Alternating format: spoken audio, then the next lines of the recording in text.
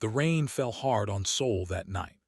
It was the kind of rain that made people run for cover, the kind that turned the streets into rivers and made the neon signs look like melting paint. In a narrow alley between two old buildings, a boy named pressed his thin body against the wall and tried to stay dry. He was 12 years old, but he looked younger. Life on the streets had made him small and thin. His clothes were torn and dirty, and his shoes had holes in them. He had no home, no family, no one waiting for him anywhere. 5 years ago, his parents had died in a factory fire. The government had put him in an orphanage, but he had run away after the older kids beat him and stole his food. The streets were hard, but at least here he could fight for himself. Reached into his pocket and pulled out a small piece of bread. It was hard and stale, 3 days old. He had found it in the garbage behind a bakery. This was his only food, his only meal for today and maybe tomorrow. He looked at it for a long moment, feeling his stomach twist with hunger. Then he put it back in his pocket. He would eat it later when the hunger became too much to bear. The rain kept falling. Closed his eyes and tried to sleep standing up. He had learned to sleep anywhere, in any position. Sleep was the only escape from hunger and cold. A sound woke him. It was not the rain. It was something else, something strange. A crash like metal hitting concrete, followed by a sound he had never heard before. It was like electricity and wind mixed together, a buzzing hum that made his teeth hurt. Opened his eyes. At the end of the alley something was glowing. Every part of his brain told him to run. Strange things in dark alleys meant danger, but had survived this long by being curious, by checking things that others ignored. Sometimes trash contained treasure. Sometimes danger contained opportunity. He moved slowly toward the light. What he found made him stop breathing. A figure lay on the wet ground, wrapped in some kind of silver cloth that seemed to move on its own. The figure was shaped like a human, but it was not human. Its skin changed colors like oil floating on water, shifting from blue to purple to green. Its head was slightly too large, its arms slightly too long, and its eyes, when they opened and looked at, were completely black, like two holes into empty space. The creature was hurt, badly hurt. There was no blood, but light was leaking from wounds on its chest and arms. Actual light, soft and golden, dripping onto the ground like water. The creature tried to speak. Its mouth opened and closed, but only static came out, like a broken radio.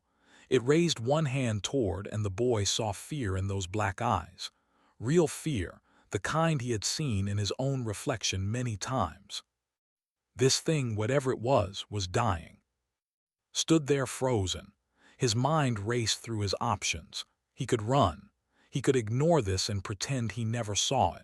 He could find an adult, tell someone, let them deal with it. But who would believe him? And even if they did, what would they do? Take the creature away, lock it up, study it.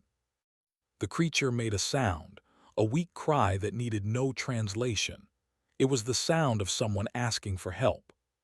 Thought about all the times he had asked for help. All the times people had walked past him, pretending not to see the hungry boy on the street. All the times he had reached out his hand and found only empty air. He knelt down beside the creature. Up close, the creature smelled like rain and metal and something else, something that reminded of the sky just before a storm. Its breathing was shallow and fast. The light leaking from its wounds was getting dimmer. Did not know how to help. He had no medicine, no bandages, no skills. He had nothing. Nothing except one piece of stale bread. He pulled it from his pocket and looked at it. This was his food, his survival. Tomorrow he would be hungry again and he would have nothing. He might have to go 2 or 3 days without eating. He might get sick. He might get weak. In the streets, weakness meant death. The creature watched him with those impossible eyes. Made his choice. He placed the bread in the creature's hand, closing those long fingers around it. The creature looked at the bread, then at, and something changed in its expression. Confusion, maybe. Surprise. Eat said, "You need it more than me." The creature ate. It ate slowly, carefully, as if it had never tasted anything like bread before. As it ate, the light in its wounds seemed to grow a little brighter. Its breathing became a little slower. When the bread was gone, the creature reached out and touched his forehead with one cold finger. The boy felt warmth spread through his body, starting from that point and moving down through his chest, his arms, his legs. It was the warmth of a sunny day, the warmth of a blanket, the warmth of being held by someone who loved you. Had not felt that kind of warmth in 5 years. Then the creature collapsed, unconscious. Sat there for a long moment, his hand on his chest where the warmth still glowed. He did not understand what had just happened. He did not know what the creature was or where it came from or why it was here. He only knew that he had made a choice, and now he had to live with it. He looked around the alley. This place was not safe. People walked by the entrance sometimes. Police patrolled the area. If anyone found this creature, bad things would happen. Was small, but he was strong. Years of carrying heavy bags and running from danger had built muscles under his thin skin. He grabbed the creature under its arms and began to drag it deeper into the alley, toward an old storage room he knew about. The door was broken and the building was abandoned. No one would look there. It took him almost an hour to get the creature inside. By the time he finished, he was exhausted and soaking wet. His stomach screamed for food that would not come, but the creature was safe, hidden in the darkness of the abandoned room. Sat down beside it. Outside, the rain continued to fall. Inside, the creature's light glowed softly, like a night lamp. He should sleep. His body begged for rest, but did not close his eyes. Instead, he watched over the creature, guarding it through the long, dark hours of the night. He did not know why he did this. He did not know what tomorrow would bring. He only knew that someone needed help, and he had given it. Someone was alone and scared, and he had stayed. Maybe that was enough. Maybe that was everything. The night passed slowly. The rain stopped just before dawn, and somewhere in the darkness, a dying creature from a distant star dreamed of a boy who gave away his last piece of bread to a stranger. In all its long life, in all the worlds it had visited, it had never seen anything like this. Humans, it thought as darkness took it. What strange and wonderful creatures they are. Woke to the feeling of being watched. He opened his eyes slowly, his body stiff from sleeping on the cold concrete floor. Gray morning light came through the cracks in the walls of the abandoned storage room. The air was cold and damp from last night's rain. For a moment, he forgot where he was and why he was there. Then he saw the creature sitting up, staring at him. Scrambled backward, his heart jumping in his chest. The creature did not move. It just watched him with those huge black eyes, its head tilted slightly to one side like a curious bird. In the morning light, its skin had settled into a soft silver color, like the moon on a clear night. The wounds on its body had closed. Where there had been light leaking out, there was now smooth skin. It looked healthier, stronger. The bread had helped, or maybe the rest had helped, or maybe both. "You are awake," the creature said. Its mouth fell open. The creature was speaking, not in static like last night, but in real words. The voice was strange, like many voices speaking together in harmony, but the words were clear. You can talk," said. "I learn while sleeping, I learn." The creature touched its own throat. "Your language it is, simple, easy to learn." Did not know if he should feel insulted or impressed. He decided on impressed. Learning a whole language while sleeping was not something humans could do. "What are you?" he asked. The creature was quiet for a moment. Then it said, "I am called many things. In your language the closest word is elder. I am an elder." "Elder, like an old person." "Like an old people. My kind is very old. We have lived for many of your years, many millions." His mind tried to understand this. Millions of years. That was longer than humans had existed. That was longer than dinosaurs. This creature sitting in front of him was older than everything he knew. "Why are you here?" asked, On Earth, I mean, why did you come here? The elder's expression changed. Something like sadness crossed its face. I am a scout. I travel to young worlds, worlds that have not yet reached the stars. I watch them. I learn about them. I send reports to my people. You spy on us. We observe. There is a difference. The elder paused. But that is not why I crashed here. I crashed because I was attacked. Felt cold fear in his stomach. Attacked by who? By the harvesters. The way the elder said that word made skin crawl. There was real terror in its voice, the same terror he had seen in its eyes last night. What are harvesters? The elder looked at for a long moment, as if deciding whether to tell him the truth. Then it spoke. The harvesters are a species, a very old species like my people, but they are not like us. They do not build, they do not create, they only consume. They travel from world to world and they take everything. The water, the air, the rock, the life. They eat planets, young human. They eat them until nothing is left but dust. Felt his blood turn to ice. And they attacked you here, near Earth. Yes, I discovered that Earth was marked for harvest.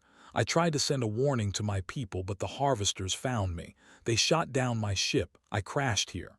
The elder looked at its hands, at the healed wounds. I thought I would die. Then you found me. You gave me your food. The bread. Yes, the bread. In my weakened state, any gift of life energy could help me survive. Your bread was not just food. It was a gift freely given with no hope of return. That kind of gift has power, old power. It helped me heal. Did not fully understand this, but he nodded anyway. Magic bread, sure. Why not? Everything else about this situation was crazy. So what happens now? He asked. The harvesters are coming. Yes, in 7 of your days, 7 rotations of your world. Then they will arrive and they will begin to consume. 7 days. Had faced many terrible things in his life. Hunger, cold, violence, loneliness. But this was different. This was the end of everything. Can we stop them? He asked. Can we fight them? The elder shook its head slowly. Your people are young. You have not yet reached the stars. You have no weapons that can harm them. You have no ships that can face them. When the harvesters come, your world will fall. What about your people, the elders? Can't they help? My people are far away, many of your light years distant. Even if they received my warning, they could not arrive in time. The harvesters will be here in 7 days. My people would need 30. Felt despair rising in his chest. 7 days until the end of the world. No way to fight, no way to run, no hope. Then he stopped. No, he had felt despair before, when his parents died, when he ran from the orphanage, when he spent his first night on the streets, alone and terrified. Every time he had felt like giving up. Every time he had refused. He was not going to give up now. Your ship, said, the one that crashed, is there anything left of it? The elder looked surprised by the question. Some parts. The main systems are destroyed, but the communication array might still function. Why? Can we use it? Can we send a message to your people? The array is damaged. It would need power repairs. Resources I do not have. Stood up, his legs were shaky from hunger, but his mind was sharp. Where is your ship? In the river, the Han River. It sank into the mud near the shore. Knew the Han River. He had walked along its banks many times looking for things to sell. He knew the area where the mud was thick, where nobody went. We can find it, he said. We can fix it. The elder stared at him. You do not understand. My technology is beyond your comprehension. You cannot simply fix it with human tools. Maybe not, but I can try, and I know people who can help. What people? You are a child alone on the streets. Smiled. It was not a happy smile. It was the smile of someone who had survived things that should have killed him. I'm not alone, he said. There are others like me, kids who live on the streets, kids who know how to find things, how to fix things, how to make something from nothing. We're invisible to the adults, but we're everywhere, and we don't give up." The elder was silent for a long moment. Then something strange happened. Its black eyes seemed to shimmer and realized it was crying. The tears were silver like liquid metal. "You are remarkable," the elder said. "Your world is marked for death and you are already planning to fight. You have nothing, and yet you offer everything." Shrugged, "That's just how it is. When you have nothing, you learn that anything is possible, because you have nothing to lose." He reached out his hand to the elder. "My name is, what should I call you?" The elder took his hand. Its skin was cool and smooth like touching glass. "My true name cannot be spoken in your language, but you may call me." "That means star." "Yes, you found me fallen from the stars. It seems fitting." Pulled to its feet. The elder was taller than him, but thinner, lighter. Together, they stood in the abandoned room as morning light grew stronger around them. 7 days, said, "Let's get to work." Outside, the city of Seoul woke up to an ordinary day. People went to their jobs and their schools. They worried about money and relationships and small, everyday problems.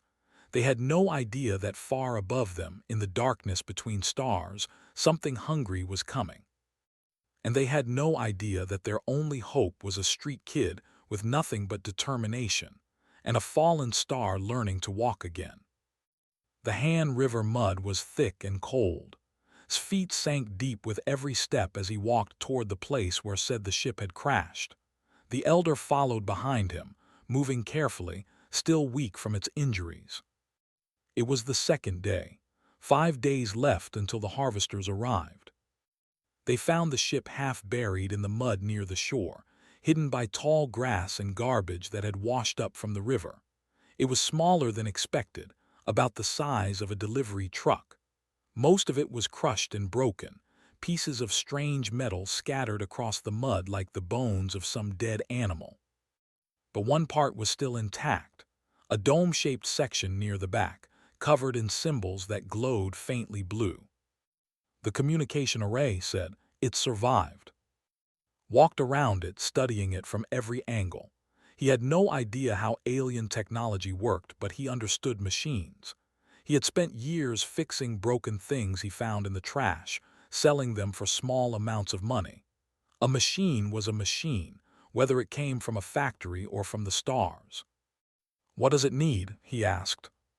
"Power, a lot of power, and some connections need to be repaired." Pointed to places where wires had been torn apart. "These must be reconnected." Nodded. Power and wire repairs. Those were problems he could solve. "Wait here," he said. "I'll be back before dark." He ran back to the city, his mind already making plans. He knew where to find car batteries at the junkyard near the old train station. He knew where construction workers had left copper wire at an abandoned building site. He knew where to find a generator, though stealing it would be dangerous. But he could not do this alone. He needed help. He found first. She was sitting behind a convenience store, eating rice from a plastic container she had taken from the trash. She was 13 years old, 1 year older than, with short hair she had cut herself and eyes that were always angry. Her parents had owed money to bad people. One night those people came to collect. Had escaped through a window. Her parents had not. "What do you want?" she asked when she saw. "I need your help." "I don't help anyone, you know that." "This is different. This is important." Laughed. It was a hard, bitter sound. "Everything is important to someone. Nothing is important to me." Sat down beside her. He did not speak for a moment. Then he said, "The world is going to end in 5 days." Looked at him. Her eyes searched his face for signs of a joke or a lie. She found neither. "What are you talking about?" So told her. He told her about the alley, the crashed alien, the bread, the harvesters. He told her everything. When he finished, was quiet for a long time. "You're crazy," she finally said. "Probably, but I'm not lying." "An alien. You found an alien." "Yes." "And the world is going to be eaten by space monsters." "Yes." "And you think you, A street kid with no money and no power can somehow stop this. I think I can try. Stared at him. Then slowly she smiled. It was the first real smile had ever seen on her face. You know what, she said. That's the craziest thing I've ever heard. I'm in. They found at the electronics recycling center, where he spent most of his days looking for parts. He was 11 years old, small and quiet, with thick glasses held together by tape.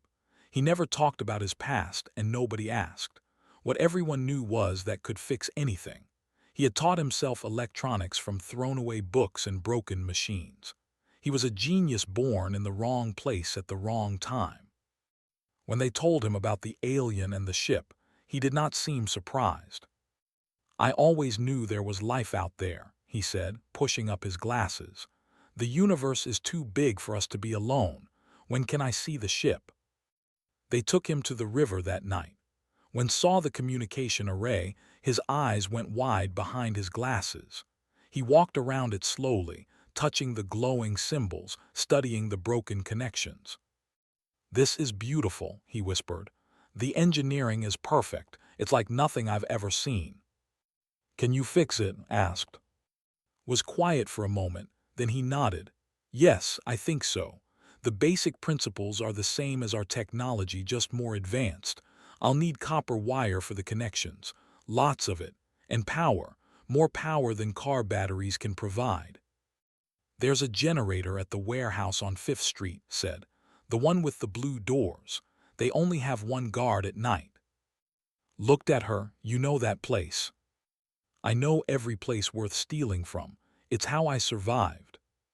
So they made a plan. Over the next 2 days, the 3 children worked harder than they had ever worked before. Carried car batteries from the junkyard, his arms burning from the weight. Stole the generator, moving silent as a ghost past the sleeping guard. Worked on the connections, his small hands moving with incredible skill, following instructions. Watched them with wonder. In all its millions of years, in all the worlds it had visited, it had never seen anything like this. 3 children with nothing, fighting to save a world that had never given them anything, working through cold nights and hungry days, refusing to give up. Why do you do this? Asked on the 3rd night. This world has been cruel to you. Why do you fight to save it? Thought about the question. He thought about his parents, about the orphanage, about the cold nights and empty stomach. He thought about all the people who had walked past him without seeing him. Because it's my world, he finally said. It's not perfect, it's not fair, but it's mine. And somewhere out there, there are good people. People who smile at strangers. People who share their food. People who take care of each other. They don't deserve to die because the world isn't fair to everyone. Was silent, then it said, your species is very young, but I think you may be very wise. On the 4th day, they connected the last wire. Stepped back, wiping sweat from his forehead. It's ready, he said, I think.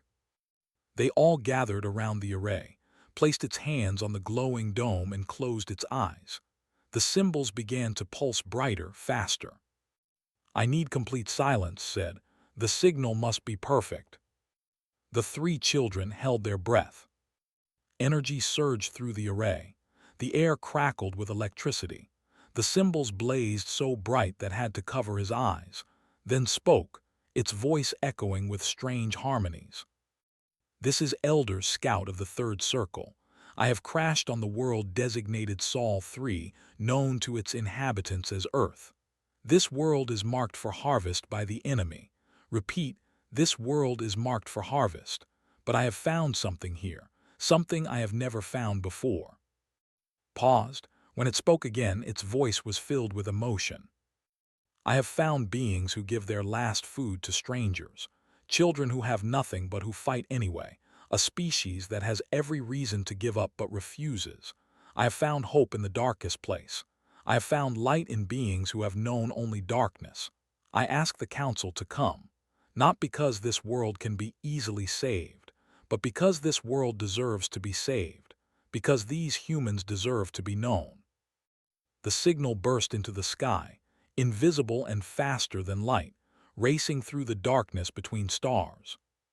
Collapsed exhausted, caught it before it hit the ground. Did it work? Asked. Smiled weakly. The signal is sent, now we wait. Will they come? Asked. I do not know, my people are careful. They do not risk themselves easily, but I have given them the truth. What they do with it is their choice. Looked up at the night sky, at the countless stars shining down at them. Somewhere out there, a message was flying through space. Somewhere out there, ancient beings were deciding the fate of Earth. 3 days left. All they could do now was hope. And keep fighting. The morning of the 6th day began like any other morning. Woke in the abandoned storage room, his body sore from days of hard work and little food. Beside him, and were still sleeping, curled up on pieces of cardboard they had found. Sat in the corner, its eyes closed in what passed for sleep among its kind. 2 days left until the harvesters arrived. The signal had been sent, but there had been no response. No ships had appeared. No help had come. Was beginning to think they had failed. Then he heard the screaming. It came from outside, from the streets. At first it was one voice, then two, then 100. People were shouting, crying, calling out in fear, jumped to his feet and ran to the door. When he opened it, he stopped breathing.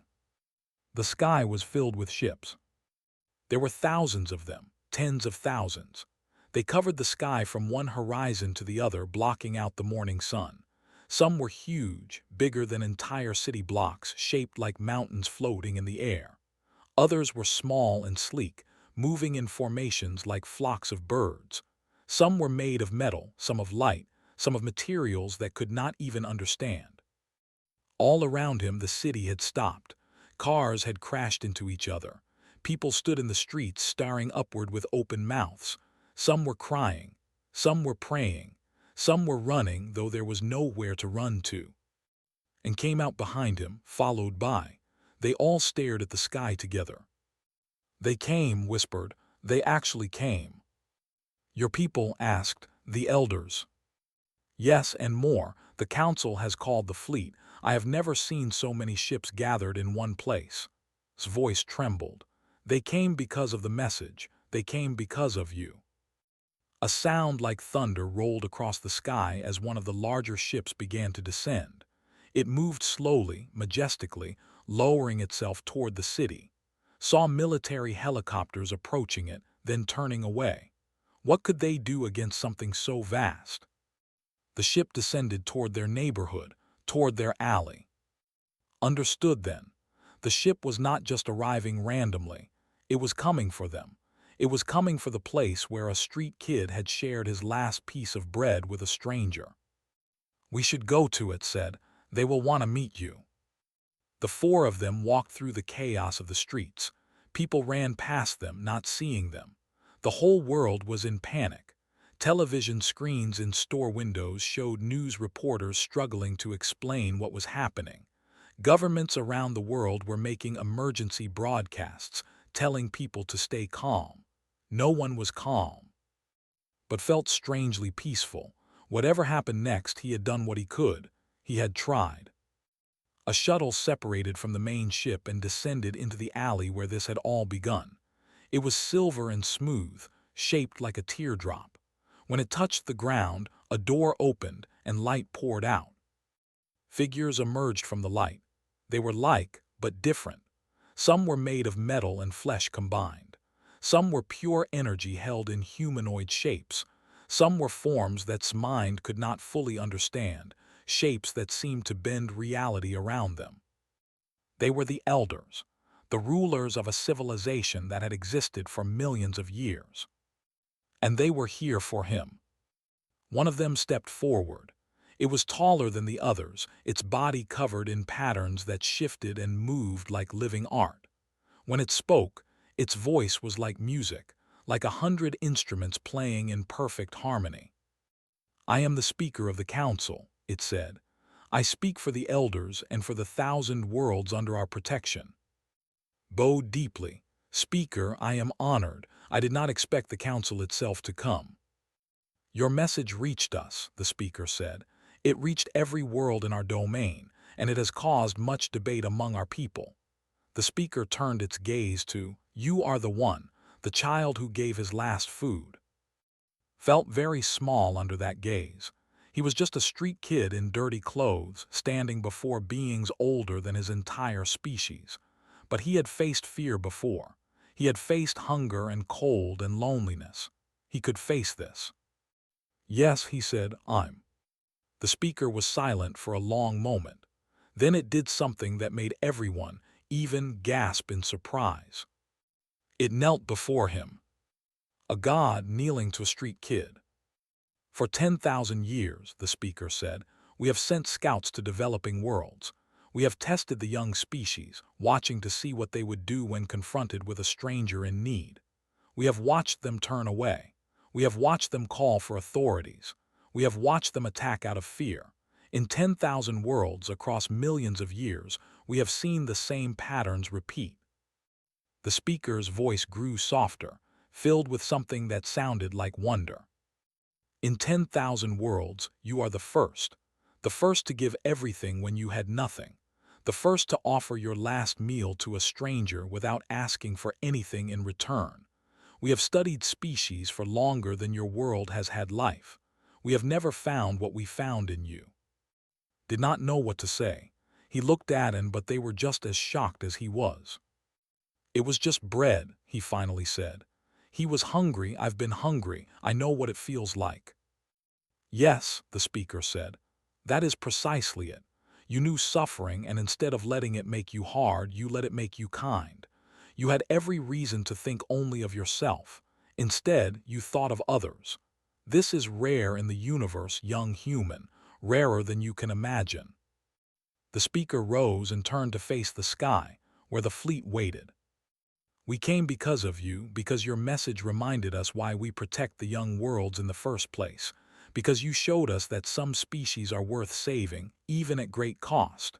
The speaker paused. "The harvesters will arrive tomorrow. They believe Earth is unprotected. They are wrong." "You'll fight them?" asked, his voice full of hope. "We will, but we will not fight alone." The speaker looked at the three children. "We would ask something of your species. We would ask them to stand with us, not because we need their help to win, but because this is their world and they have the right to defend it." Felt something stir in his chest, pride maybe, or hope. "How do we tell them?" he asked. "How do we get humans to fight alongside aliens they just met?" The speaker smiled, at least thought it was a smile. "We will send a message. It will reach every device, every screen, every speaker on your world. But it should come from you, young one. Your species will not trust us, but they might trust a child who speaks their language." Looked at and nodded, her angry eyes now filled with determination, pushed up his glasses and gave a small smile. "Okay," said, "what do I say?" "Tell them the truth. Tell them what you told me when I asked why you fight. Tell them what kind of species they can be." The speaker raised its hand, and suddenly felt something connecting him to every device on Earth. He could feel billions of people waiting, watching, listening. He took a deep breath, and he began to speak. "My name is, I'm 12 years old. I live on the streets of Seoul. I have no home and no family. 6 days ago, I found someone who needed help. I gave them my last piece of bread. I didn't know they were from another world. I didn't know any of this would happen. I just knew they were hungry, and I know what hungry feels like." His voice echoed across the world. "Tomorrow, something terrible is coming, something that wants to destroy our planet. But tonight, the universe has given us a chance. Beings from across the stars have come to help us. They're here because they believe in us. They believe we're worth saving." He thought of all the people who had ignored him on the streets, all the people who had looked away. But he also thought of the bakery owner who sometimes left extra bread in the garbage where she knew he would find it. He thought of the teacher who had once given him a warm coat from her own closet. He thought of all the small kindnesses that had kept him alive. "We're not perfect. We hurt each other. We ignore each other. We forget that we're all in this together. but we're also capable of amazing things. We can be kind to strangers. We can share what little we have. We can stand up for each other when it matters. His voice grew stronger. Tomorrow, we fight, not just for ourselves, but for the right to show the universe who we really are. They came here because of one piece of bread. Imagine what we can do if we all work together. He paused, feeling the weight of the moment. My name is, and I believe in us. I hope you do too. The connection ended. The speaker bowed its head. Well spoken, young one. Now we wait to see how your species responds. They did not have to wait long. Within hours, volunteers began arriving at military bases around the world. Pilots offered to fly whatever ships the elders could give them. Scientists offered their knowledge. Ordinary people offered whatever they had. Humanity had heard the call, and humanity had answered. The harvesters arrived at dawn on the 7th day. They came from beyond the orbit of the moon, a swarm of black ships that blocked out the rising sun. There were hundreds of them, each one bristling with weapons that had destroyed countless worlds before this one. They moved in perfect formation, hungry and confident. They had done this many times. They expected no resistance. They were wrong. The Elder Fleet met them at the edge of Earth's atmosphere. Thousands of ships formed a wall of light and metal, standing between the harvesters and the planet they wanted to consume. Behind them, mixed into their formations, were smaller ships piloted by humans. In the past 24 hours, the Elders had worked miracles. They had taught human pilots how to fly their fighters. They had given weapons to human ships.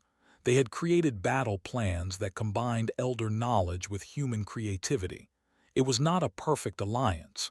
There had been confusion and fear and mistakes, but it was an alliance, and it was ready. Watched from a command center the Elders had set up in Seoul. Beside him stood, now fully recovered, and the speaker. Screens surrounded them, showing the battle from 100 different angles. The harvesters are confused, the speaker said. They expected to find a defenseless world. They did not expect the Elder Fleet. They certainly did not expect humans flying among us. Will we win? Asked. The speaker was silent for a moment. War is uncertain. The harvesters are powerful. Many will die today on both sides, but we have something they do not have. What? Something worth fighting for. The battle began. It was like nothing Earth had ever seen. Ships clashed in the sky above the planet, filling the heavens with light and fire. Elder vessels fired weapons that bent space itself, while harvester ships responded with beams of pure destruction. Human pilots flew among the chaos, small and fast, hitting targets that the larger ships could not reach. Was among them. She had never flown anything more complicated than a stolen motorcycle, but when the Elders had asked for volunteers, she had been the first to raise her hand. Now she sat in the cockpit of an Elder fighter, her hands gripping controls that responded to her thoughts. I can't believe this is real, she whispered to herself as she dodged between enemy ships. Believe it, said a voice in her ear. It was sitting in the command center helping coordinate the human pilots. You're doing great. There's a damaged harvester on your left. If you hit its engine, you can take it down. Turned her ship hard, felt the G-forces press against her body and fired. The harvester ship exploded in a ball of blue flame. Got it, she shouted. Around her, hundreds of similar battles were happening. Elder warriors fought with weapons of light. Human pilots attacked with borrowed ships and desperate courage. The harvesters, for the first time in their long history of destruction, were facing real resistance.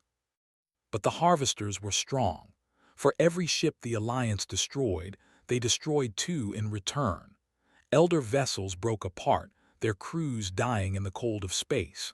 Human pilots were shot down. Their last moments spent defending a world they had just learned was not alone in the universe. In the command center, watched the numbers. They were losing. Slowly but surely they were losing. "We need something more," he said. "We need to do something unexpected." Looked at him. "What do you suggest?" Stared at the screens, watching the patterns of the battle. The harvesters fought in formation, moving together like a single organism. Their command ship sat at the center of their fleet, protected by layers of smaller vessels. Their command ship said, "If we destroy it, will the others stop?" The speaker answered, "The harvesters are connected to their command ship. It controls them, guides them. Without it, they would be confused, disorganized. But it is too well protected. Our ships cannot reach it." "Our ships can't," said. "But what about one ship? Something small and fast coming from an unexpected direction." The speaker considered this. It would be a suicide mission. The pilot would not survive. "Let me do it," said a new voice. Everyone turned. Standing at the entrance to the command center was an old woman. She was short and gray-haired, with a face weathered by decades of life. She wore an old flight jacket covered in patches. "My name is," she said. "I was a pilot in the Air Force 50 years ago. I've been watching this battle on television with everyone else, and I've been listening to your conversation." "You can't be serious," said. "You're old," smiled. "Yes, I'm 73 years old. I have lived a full life." She walked forward, her steps steady and strong. "I also have cancer. The doctors gave me 6 months, maybe less. I was planning to spend my last days in a hospital bed, watching my body fail. This is a much better way to go." The speaker looked at her for a long moment. "You understand what you are offering. There is no coming back from this." "I understand, and I want to do it." Eyes were clear and bright. "I've lived long enough to see humans reach the moon. Now I get to see us reach the stars. Let me be the one to show them what we're made of." No one spoke, then stepped forward and took his hand. "It has been my honor to meet your species," said, "and it is my honor to meet you." Within minutes was in a fighter ship, flying toward the battle. Watched her signal move across the screen, a tiny dot among the chaos of war. "She's approaching the outer defense ring," reported. "The harvesters haven't noticed her yet." The dot moved closer. Harvester ships flew past her, focused on the larger targets. Flew with the skill of someone who had spent decades in the sky, weaving between enemies like a leaf in the wind. Second defense ring cleared. She's almost at the command ship. Held his breath. The whole command center went silent. The harvesters have seen her. They're turning to intercept. On the screen, dozens of enemy ships changed course, racing toward the tiny fighter. But they were too late. Was already there, diving straight at the command ship's main reactor. Her voice came through the communication system, calm and clear. For Earth, for every human who ever looked up at the stars and wondered." Then there was light. The explosion was visible from Earth.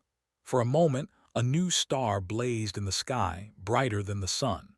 When it faded, the Harvester command ship was gone, and with it, the intelligence that had controlled the entire fleet.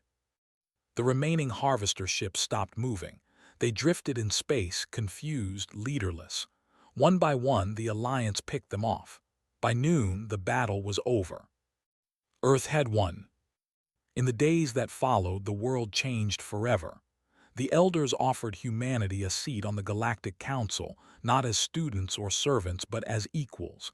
They said it was because of what humanity had shown them: courage, sacrifice, the willingness to fight for strangers. But knew the real reason. It was because an old woman with nothing left to lose had given everything.